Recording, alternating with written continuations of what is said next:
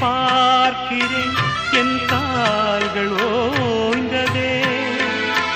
காணாமலே இவ்வேளையில் என் நாவல் தீரும்